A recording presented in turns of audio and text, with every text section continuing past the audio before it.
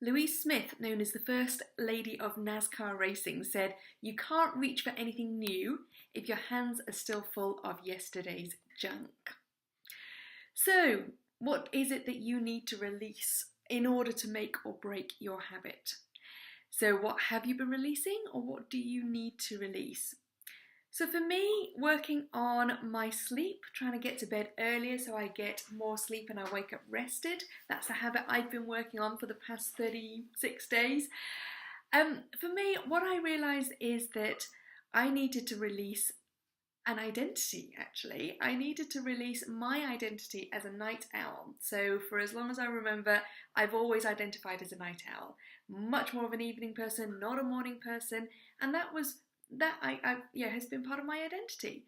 And so in deciding to go to bed earlier so that I can get more sleep and wake up when I have to wake up because I have commitments with getting kids to school and getting to work and all that kind of stuff. So, when I wake up can't change. I can't, that's not something I can change. So the only thing I could change was to go to bed earlier. And that meant releasing my identity as a night owl. And there's something weird about that, because it's not about necessarily what you do practically. It is about what you do practically, but it's also about what goes on in here, and noticing that sometimes it's just having to let go of that identity, that belief, that mindset, and go, okay, so maybe I'm naturally a night owl, but for now I'm a night owl who chooses to go to bed earlier. It's not, when I feel like going to bed, I feel like I could still carry on for a while, but I'm going to choose to go to bed earlier. And that's the other weird thing that I found when it came to releasing as well, is that in my head, I realised that I associated staying up late with a sense of freedom. So I don't know if it's a remnant from my teenage years, but I saw it almost, it felt like a freedom to stay up late. And there was a part of me that resisted going to bed early, because then it felt like, maybe my teenage self was going, it feels like there's a parent there telling me that I have to go to bed early.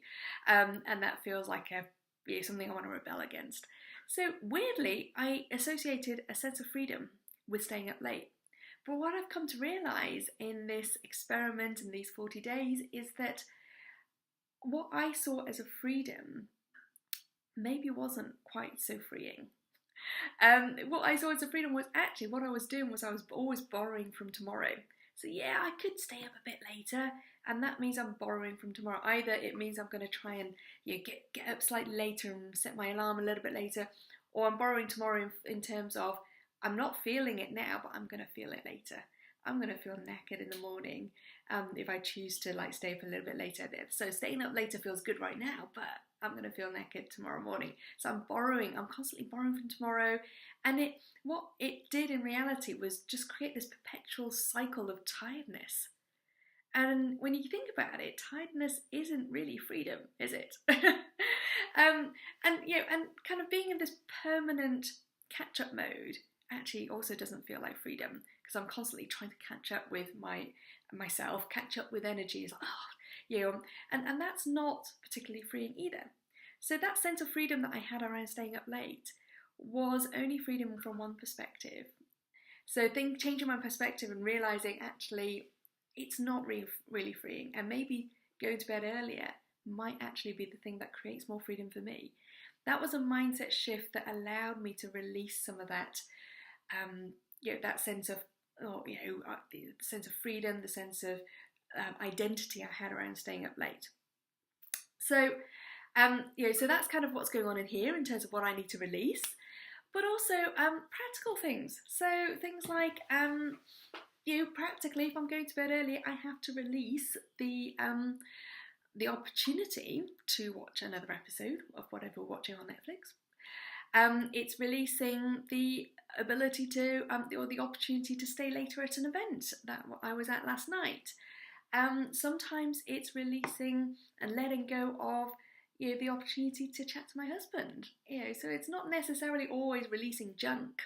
It's, sometimes, letting go of some really good things, in order to grab a hold of something else. And I think that's a really important point about releasing. It's about honouring the trade-off. It's about knowing that actually what I'm doing is I am letting go of this so that I can grab a hold of that. There's always a cost. There's always a trade-off. And when I'm honest with myself about that trade-off, I can make it with more freedom, actually, and less resentment or less sense of obligation. I can own that decision rather than feel like I'm being forced to choose. So what's the trade-off for you with your habit? With the habit you've been working on for the last 36 days, or the habit, any habits that you're thinking about changing? What is it? What is that trade-off? Honor the trade-off. Notice the cost. Make a conscious decision to make that trade-off rather than feel like, oh, I'm being forced to or I have to. But also make a conscious decision about what is it that you need to release here. What identity, what belief, what thinking do you need to release that would enable you to grab hold of this new habit that you want to create? Let me know what that sparks off for you, and let me know if you want to have a chat about that.